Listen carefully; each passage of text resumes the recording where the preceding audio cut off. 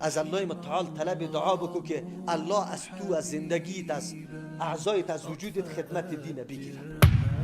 ما میبینیم بسیار مخلوق است ده هوام پرواز بکنه علمش، اما الله از وجودش خدمت دین نگرفته، در خدمت طاغوتا قرار گرفته، در خدمت او مردم قرار گرفته که اولین دشمن دین هستند. خدمت دین از پیش نگرفته. انسان باید بترسه، از الله متعال سوال بکنه که یا الله عمر مرا، وقت مرا ضایع تیر نکنی، در خدمت دین تو قرار بده.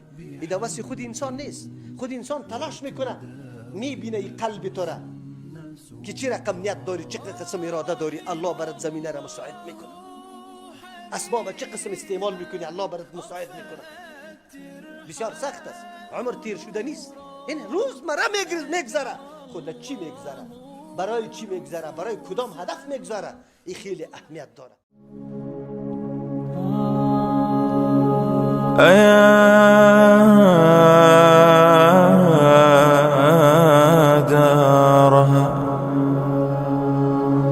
أيا دارها حييت دارا ومن